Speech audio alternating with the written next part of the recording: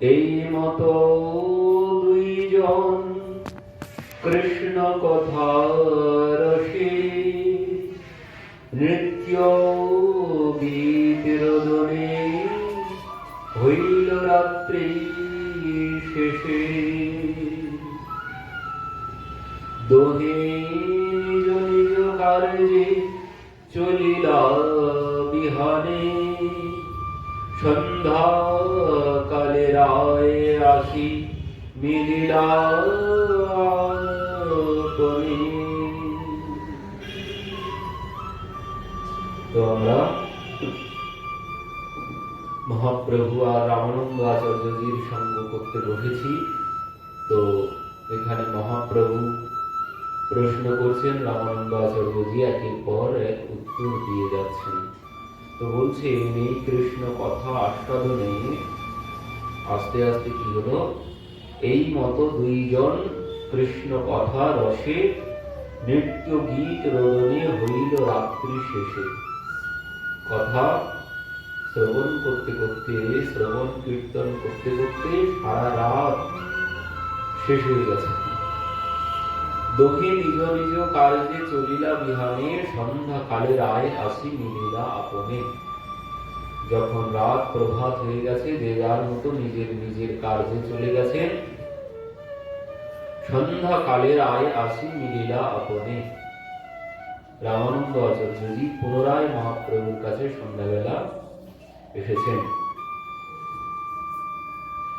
ইষ্ট গোষ্ঠী কৃষ্ণ কথা কহি কতক্ষণ, প্রভু পদে ধরি রায় করি নিবেদন। কৃষ্ণ তত্ত্ব, রাধা তত্ত্ব, প্রেম তত্ত্ব সার, রস তত্ত্ব, লীলা তত্ত্ব বিবিধ প্রকার। বলছেন ইষ্ট গোষ্ঠী কৃষ্ণ কথা কহি কতক্ষণ, প্রভু পদে ধরি রায় করি নিবেদন। কথা বিশ্রামে রামানন্দ আচার্যজি মহাপ্রভুর চরণ ধরে নিবেদন করছেন। কি বলছেন? কৃষ্ণ তত্ত্ব, রাধা তত্ত্ব, প্রেম তত্ত্ব সার আমরা আগেই শ্রবণ করেছি। কৃষ্ণ তত্ত্ব মহাপ্রভু বলেছিলেন যে কৃষ্ণ তত্ত্ব বলো, রাধা তত্ত্ব বলো, প্রেম কি, প্রেমের তত্ত্ব। তো সমস্ত কিছু বলছেন। রসতত্ত্ব, লীলা তত্ত্ব, বিবিধ প্রকার, সমস্ত প্রশ্ন মহাপ্রভু যা যা শ্রবণ করতে চেয়েছেন সব কিছু শ্রবণ করিয়েছেন। কিন্তু পরবর্তীতে যখন সব শ্রবণ শেষ, বিশ্রাম হয়েছে, এত তত্ত্ব মোর চিত্তে কইলে প্রকাশন, ব্রহ্মারে বেদ যেন পড়ায় নারায়ণ। বলছেন প্রভু এত কিছু যে আমি বললাম, তুমি জিজ্ঞাসা করলে আর আমি সব বলে গেলাম, এ তো আমার জানা ছিল না। এ আমি কোথা থেকে বললাম, আমি কোনো কিছু জানি না। তুমি জিজ্ঞাসা করেছো, যেই মতো প্রশ্ন করেছো আমি সেই মতো উত্তর দিয়েছি। কিন্তু যা যা তুমি প্রশ্ন করেছো একটাও কমন নয়। আমি কোথাও পড়াশোনা করিনি, তুমি প্রশ্ন করেছো আমি উত্তর দিয়ে দিয়েছি। এই প্রশ্নের এই উত্তর আমি কোনোদিন অধ্যয়ন কোথাও করিনি। এই জন্য তিনি বড় আশ্চর্য হয়ে যাচ্ছেন। বলছেন এত তত্ত্ব মোর চিত্তে করাইলে প্রকাশন। বললেন প্রভু তুমি সবকিছু আমার চিত্তে প্রকাশ ঘটিয়েছ। যেভাবে ব্রহ্মারে বেদ যেন পড়ায় নারায়ণ, ব্রহ্মাকে যেভাবে ভগবান বেদ অধ্যয়ন করিয়েছিলেন। কি বলছেন?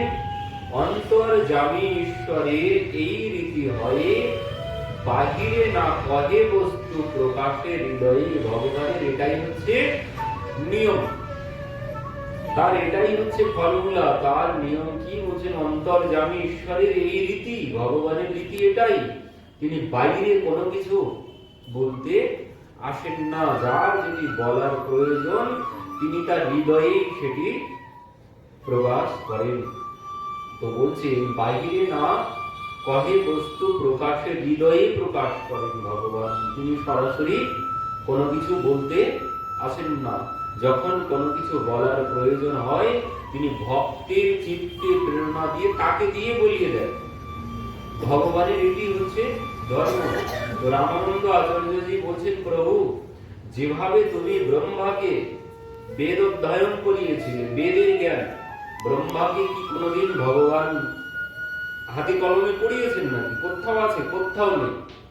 কিন্তু সেই ব্রহ্মা সমস্ত বেদ জ্ঞান কোথা থেকে পেয়েছেন? তো বলছেন, প্রভু তুমি যেভাবে বেদের জ্ঞান ব্রহ্মাকে দিয়েছিলে, তো সেই সমস্ত জ্ঞান আমাকেও তুমি আজ যা যা প্রশ্ন করেছো তার সমস্ত উত্তর তুমি আমাকে প্রদান করেছো। আমার হৃদয়ে তুমি সব প্রেরণা দিয়েছো, দিয়ে তুমি নিজেই প্রশ্নকর্তা, নিজেই শ্রবণ করিয়েছো, সবকিছু নিজেই শ্রবণ করেছো। তো বলছেন এখানে দৃষ্টান্তও দিচ্ছেন রামানন্দাচার্যজি, বলছেন যেভাবে ব্রহ্মারে বেদ যেন পড়ায় নারায়ণ, ব্রহ্মাকে ভগবান কোনদিন হাতে কলমে পড়াতে যাননি। কোথাও নেই যে ব্রহ্মা খাতা কলম নিয়ে ভগবানের কাছে গিয়ে বসেছেন পড়াশোনা করতে, কোথাও নেই। তো কিভাবে পড়ালেন? তো বলছেন সে কথা সুখদেবজি ভাগবতে বলেছেন, সেই কথা রামানন্দ আচার্যজি এখানে বলছেন মহাপ্রভুর সঙ্গে বসে বলছেন, यन्माद्यस्य तन्मयादितरतः चार्थेषु विज्ञासरा तेने ब्रह्मवेद आदिकवये मुह्यन्ति यत् सूरयो तेजोवारिमृदं यथा विनिमयो यत्र त्रिस्वर्गं मृषा धाम्ना स्वेन सदा निरस्तकुहकं सत्यं परं धीमहि। ভাগবতের প্রথম শ্লোক, একদম প্রথম স্কন্ধে 1 নম্বর প্রথম শ্লোক ভাগবতের। কি বলছেন? यन्मद्यस्वतन्मयादितरतश्चार्थेषु विज्ञसराट् तेने ब्रह्मविदा आदिकवये मुह्यन्ति यत्सूरयः तेजोवारिमृदं यथा विनिमयो अत्र त्रिसर्गं मृषा धाम्ना स्वेन सदा निरस्तकुहकं सत्यं परं धीमहि। এই প্রথম শ্লোকটি কোথা থেকে এসেছে? এই প্রথম শ্লোকটি এসেছে বেদের থেকে। এই প্রথম শ্লোক বেদে বলছেন, যেখানে ইয়াতো বা ইমানি ভূতানি আয়ন্তে येन यातानि जीवन्ति यत् प्रभिविशन्ति। এই হচ্ছে বেদের এই যে কথা, বেদের এই যে বিচারে বলছেন, ইয়াতো বা ইমানি ভূতানি আয়ন্তে येन यातानि जीवन्ति यत् प्रभिविशन्ति। এই ছোট্ট এইটুকু কথা, এটাই সুখদেবজি ব্যাসদেবজি ভাগবতের প্রথম শ্লোকে ব্যাখ্যা করেছেন। ভাগবতের এই প্রথম শ্লোকে এর মধ্যে এমন রহস্য আছে, মানে সম্পূর্ণ 18,000 শ্লোক সম্পূর্ণ ভাগবতের সূত্রের মধ্যে আছে। এটি বেদের সূত্র, কিন্তু সম্পূর্ণ ভাগবতের মধ্যে যা আছে সম্পূর্ণ ভাগবত এই একটি শ্লোকের মধ্যেই আছে। এখান থেকে সব মানে সমস্ত প্রসঙ্গের সূত্র একটি শ্লোকের মধ্যে আছে। এখানে কি বলছেন? यन्माद्यस्य तन्मयादितरतश्चार्थेषु विज्ञसराट्।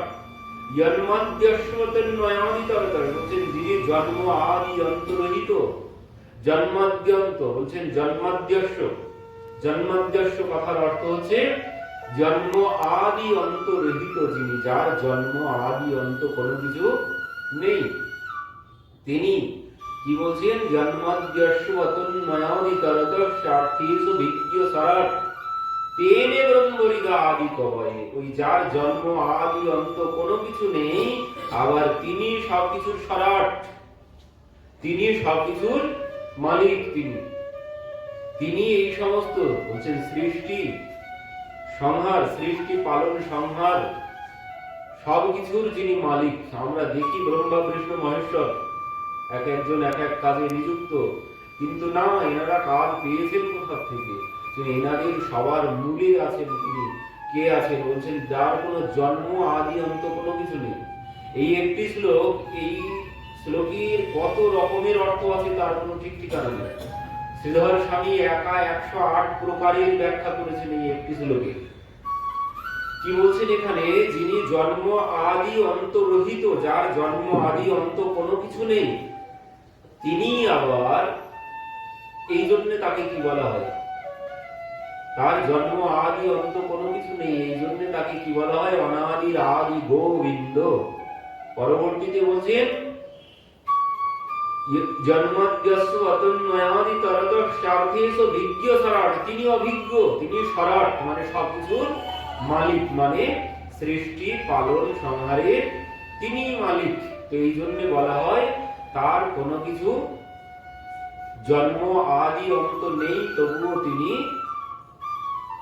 সব কিছুর মালিক, তিনি সব কিছু করাচ্ছেন, অথচ তিনি এর মধ্যে নেই। তার জন্যই এই সংসার, তার জন্যে এই সংসারের যত বিস্তার লাভ করেছে সবকিছু তার জন্যে। কিন্তু তিনি সৃষ্টি করেছেন কিভাবে? তিনি সৃষ্টি করেছেন ওই সত্য রজ তম, এই তিন গুণের দ্বারা তিনি সবকিছু সৃষ্টি বিস্তার করেছেন। তবুও তিনি বলছেন আবার এর মধ্যে নয়, তিনি সবকিছুর মালিক, কিন্তু তিনি এর বাইরে, তিনি এর মধ্যে থাকেন না, তিনি এই তিন গুণের মধ্যে নন, তিনি এই গুণ দিয়েই সমস্ত জগৎ সৃষ্টি করেছেন। অনাদির আদি গোবিন্দ সর্ব কারণ কারণম, তিনি সব কিছুর কারণ, মানে তিনি সব কিছু সৃষ্টি করেছেন, তবুও তিনি এর মধ্যে পড়েন না, তিনি আবার এর বাইরে।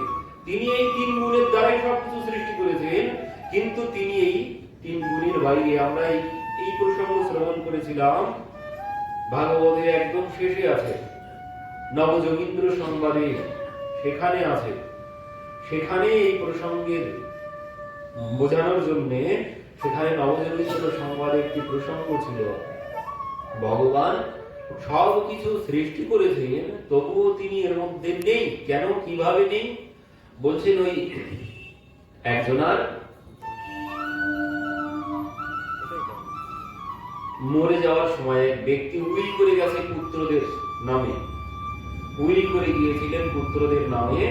তো সে কিভাবে উইল করেছে কেউ জানেন না। যখন মৃত্যু হয়ে গেছে পরবর্তীতে উকিল ডাকা হয়েছে, উকিল এসেছে, এবার উইল পড়া হচ্ছে, সেখানে ওই সবাই এসেছে, পঞ্চায়েত বসেছে, উইল বার করা হয়েছে।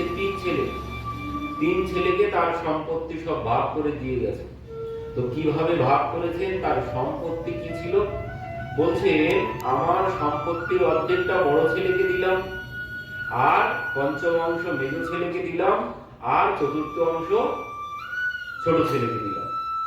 অর্ধেকটা বড় ছেলেকে দিলাম, তারপর মেজ ছেলেকে পঞ্চম অংশ, ছোট ছেলেকে চতুর্থ অংশ, অর্ধেকটা বড় ছেলেকে দিলাম। এবার তার সম্পত্তি কি? বলছেন তার সম্পত্তি ছিল 19টি ঘোড়া, 19টি ঘোড়া তার সম্পত্তি। এবার বড় ছেলেকে দিতে হবে অর্ধেকটা। পঞ্চায়েত বসে সারাদিন মাথা যন্ত্রণা শুরু হয়ে গেছে, 19টার অর্ধেকটা কি করে দেবে? বড় ছেলেকে অর্ধেক দিতে হবে সম্পত্তি। এবার তার 19টি ঘোড়ার অর্ধেক কি করে হবে? সারা দিন চলে গেল, কোনো সিদ্ধান্ত হলো না। দিনের শেষে একজন ঘোড়ার পিঠে করে সেখান থেকে যাচ্ছিলেন, কি ব্যাপার এখানে এত লোকজন, কি ব্যাপার একটু দেখি তো। এবার তিনি গিয়ে উঁকি মেরে জানতে পারলেন যে এই ঘটনা, যিনি মারা গেছে তার এই সম্পত্তি ভাগ হতে বলেছে, আর যিনি মারা গেছে আমার এনার বন্ধু ছিল তিনি। তো এনাকে বলা হচ্ছে যে এই ঘটনা, ইনি যে লিখে গেছেন বড় ছেলেকে অর্ধেক দিতে হবে, তো দেব কি করে? 19টি ঘোড়ার অর্ধেক কি করে হবে? তখন বললেন এই সমস্যা, এক কাজ করুন, আমারটা নিয়ে নিন, আমারটা আমি দিয়ে দিচ্ছি। এবার 19টির জায়গা হয়ে গেল 20টি। এবার 20টি 10টি বড় ছেলেকে দিয়ে দেওয়া হলো। এবার দ্বিতীয় ছেলেকে কয়টি? পঞ্চম অংশ মানে 5টি, ছোট ছেলেকে চতুর্থ অংশ মানে 4টি, ভাগ হয়ে গেল। এবার বলছেন আমারটা আমাকে দাও, আমি বাড়ি যাই। যার জিনিস সে বলছেন আমারটা আমাকে দাও, আমি বাড়ি যাই। তো ভগবানও ঠিক এমন, ভগবান ছাড়া ও ভাগ হবেই না, ভগবান ছাড়া এই জগৎ কোনো কিছু চলবে না। কিন্তু আবার তিনি এসবের কোনো ঝামেলার মধ্যে নেই, সব ঝামেলার তিনি ঊর্ধ্বে, তিনি কোনো ঝামেলার মধ্যে পড়েন না। আবার তিনি না হলে কোনো সমস্যার সমাধান হবে না। এই জন্য তাকে বলা হয় সর্বকারণ কারণম, সেটাই বলা হচ্ছে অভিজ্ঞ সরাট। তিনি সরাট মানে তিনি সব কিছুর মূল কারণ। পরবর্তীতে বলছেন তেজ বারি মৃদম যথা বিনিময় তেনে ব্রহ্মরিদা আদি কবয়ে মুয়ন্তি অসুরয়।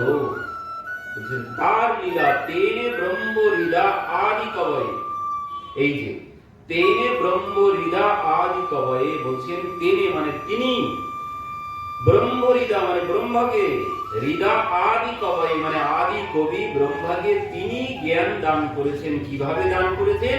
বলছেন হৃদা, হৃদা মানে সংকল্প, সংকল্পের দ্বারা তিনি সমস্ত জ্ঞান ব্রহ্মা হৃদয়ে প্রকাশ করিয়েছেন। তো বলছেন এই জন্য তেনে ব্রহ্ম হৃদা আদি কবয়ে মুয়ন্তি অসুরয়। আবার কত বড় চমৎকার কথা, যিনি ব্রহ্মাকে সমস্ত জ্ঞান দিয়েছেন সেই ব্রহ্মাই তাকে আবার পরীক্ষা করতে গেছে। যিনি ব্রহ্মাকে সমস্ত জ্ঞান দান করলেন, বলছেন সেই ব্রহ্মাই কি বলছেন এখানে, মুয়ন্তি অসুরয় মানে সমস্ত দেবতাগণ, সুরয় সুর মানে দেবতা, সমস্ত দেবতাগণ তার লীলাতে মোহিত হয়ে যান। কেমন ভাবে তার লীলা তিনি করেন, কেউ তার লীলা বুঝতে পারেন না। তিনি যাকে নিজে স্বয়ং জ্ঞান প্রদান করেছেন, তার চার মাথা, যার চার মাথা সেই তার লীলা মোহিত হয়ে যান। আর যার এক মাথা সে কি করবে? যার চার মাথা, যে সব জ্ঞান তাকে দান করেছে, সেই ব্রহ্মা তার লীলা কোনো কিছু বুঝতে পারছেন না। চার মাথা হয়ে তিনি তার লীলা কোনো কিছু বুঝতে পারছেন না, সব কিছু তিনি হরণ করে নিয়ে চলে গেলেন। পরবর্তীতে গিয়ে বলছেন প্রভু অপরাধ ক্ষমা করো প্রভু নারায়ণ তোমার নাভি। রামানন্দাচার্যজি কবিরাজকে বলেছিলেন, কবিরা सबसे मिलिए धाय ना जाने किस रूप में ভগবান মিল যায়। বলছেন কবিরা সবার সাথে একটু সাবধানে সাবধানে কথাবার্তা বলো, কখন যে প্রভু কোন রূপে পরীক্ষা নিতে চলে আসবে কোনো ঠিক ঠিকানা থাকবে না। তো এই জন্য সব সময় ওই জন্যই সাধু সাবধান, কার সাথে কি বলছি না বলছি, কি ব্যবহার করছি না করছি, কে যে সম্মুখে দাঁড়িয়ে আছে তার কোনো ঠিক ঠিকানা নেই। এই জন্য সাধু সব সময় সাবধান থেকো। যদি একবার ফেল করে যাও আর সুযোগ পাবে না, একবার যদি ফেল হয়ে যায় আর সুযোগ হবে না।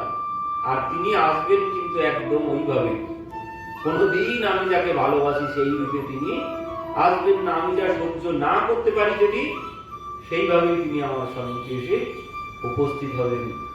তো বলছেন তার লীলায় সবাই মোহিত হয়ে যায়। তুলসীদাসজি এত বড় ভক্ত যিনি, তিনি চিনতে পারলেন না। তুলসীদাসজি সভায় তুলসীদাসজি রাম কথা বলেন, তো সেখানে ভগবান প্রত্যহ আসেন তুলসীদাসজির কথা শ্রবণ করতে। তো একদিন তুলসীদাসজি হনুমানজির কাছে বলছেন যে হনুমানজি প্রভু কবে আমাকে কৃপা করবেন, প্রভু আমাকে কবে কৃপা করবেন? হনুমানজি বলছেন কেন, তুমি চিনতে পারোনি এখনো তাকে? সে তো প্রত্যহ তোমার কথায় আসে, তাই নাকি?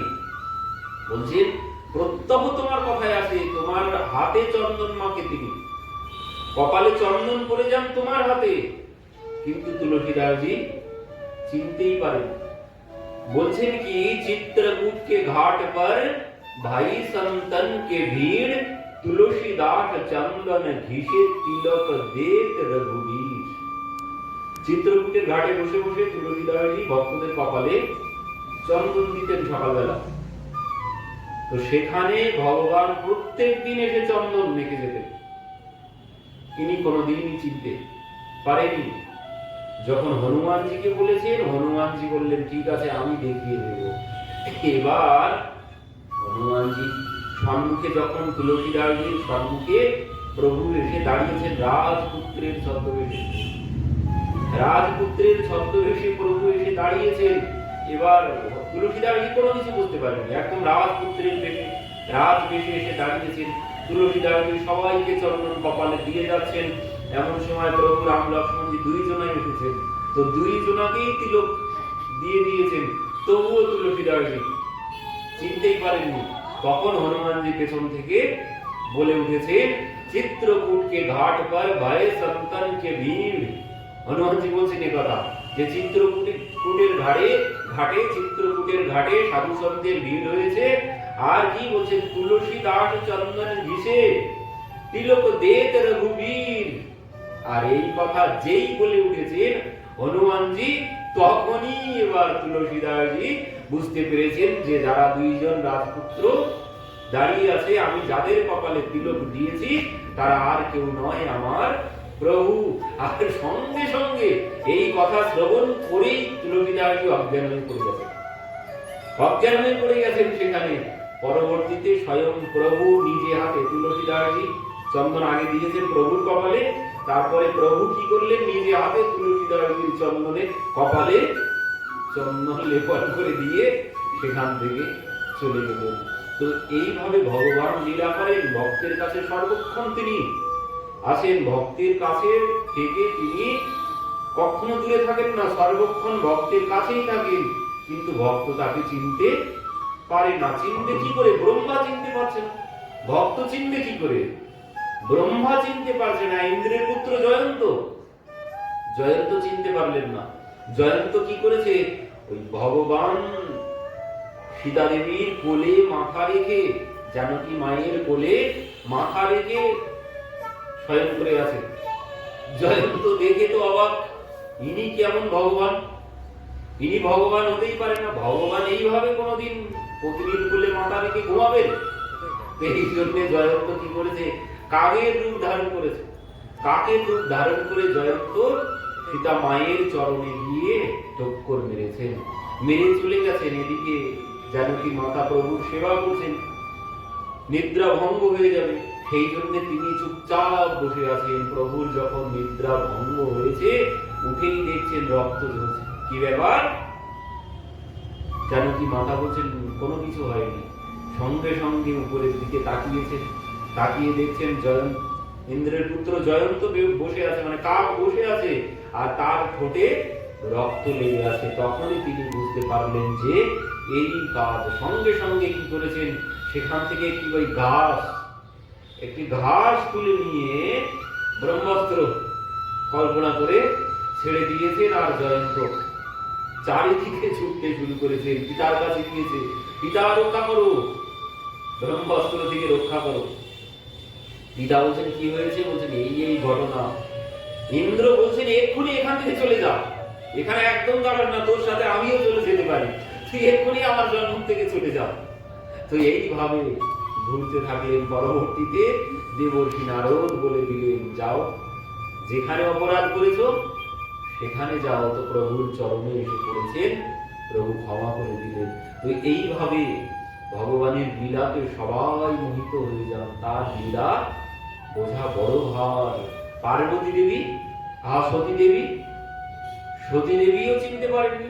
মহাদেবের পত্নী যিনি, দেবকা দেব মহাদেব যিনি, সমস্ত দেবতার যিনি উপরে, দেবকা দেব মহাদেব, তার পত্নী পার্বতী দেবী, তারা দুজন গিয়েছিলেন একবার ত্রেতা যুগ মাহি সন্ত গয়ে কুম্ভজ ঋষি পাই।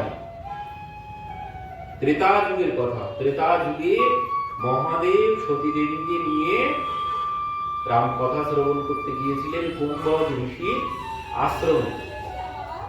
কুম্ভজ ঋষির আশ্রমে রাম কথা শ্রবণ করেছেন 9 দিন। 9 দিন রাম কথা শ্রবণের পর যখন ফিরে আসছেন, সঙ্গে সঙ্গে কি হলো, ওই মানে ভক্ত যিনি হবেন মহাদেবের মতো ভক্ত তো আর নেই, তিনি ভক্তদের মধ্যে সর্বশ্রেষ্ঠ। তো তিনি প্রভুর কথা শ্রবণ করে যখন ফিরে আসছেন, কি চিন্তা করছেন? মহাদেব মনে মনে চিন্তা করছেন, যদি একবার প্রভুর দর্শন পেয়ে যেতাম, কথা তো শ্রবণ করে এলাম, কথা শ্রবণের পরেই এই বাসনা জাগবে, কথা শ্রবণ করলেই বাসনা জাগবে দর্শনের। যার কথা শ্রবণ করলাম, যদি তাকে একবার দর্শন করতে পারতাম। তো এই চিন্তন করতে করতে তিনি আসছেন। আস্তে আস্তে হঠাৎ দর্শন হয়ে গেছে, যখন সেই দণ্ডকার রণ্যের মধ্যে আছেন, তখনই দর্শন হয়ে গেছে। দণ্ডকারণ্যের মধ্যে এসে দেখছেন যে প্রভু সেই বৃক্ষদেরকে জড়িয়ে ধরছেন, কখনো হরিণদেরকে গিয়ে গলা জড়িয়ে ধরছেন। হে খগমৃগ, হে মধুকর শ্রেণী, তোমরা দেখি সীতা, তোমরা আমার সীতাকে দর্শন করেছো? আর এই দেখেই মহাদেব গিয়ে জয় সচ্চিদানন্দ প্রভু বলে একদম সাষ্টাঙ্গে দূর থেকে প্রণাম করেছেন। এবার প্রণাম করে উঠে দাঁড়িয়ে দেখছেন সতী দেবী পেছনে তো একদম দণ্ডের মতো খাড়া হয়ে দাঁড়িয়ে আছে। কি ব্যাপার দেবী, প্রণাম করো, দেবী প্রণাম করো। দেবী বলছেন কেন? এই যে এখানে একটি প্রসঙ্গ আছে, মানে শিক্ষা, যেখানে পতি দেবতা কাউকে যদি প্রণাম করে, সেখানে যদি পুত্র কন্যা পত্নী দাঁড়িয়ে দাঁড়িয়ে থাকে, প্রণাম না করে, তাহলে কিন্তু অপরাধ হবে। এই বলার অপেক্ষা রাখে, প্রণাম করতেই হবে। আমার বড় যিনি, তিনি প্রণাম করছেন কাউকে, আর আমি সেখানে যদি দাঁড়িয়ে থাকি, তাহলে আমার অপরাধ হবে। তো এই জন্যে দেখলেন যে সতী দেবী প্রণাম করলেন না, তিনি বরং দাঁড়িয়ে আছেন।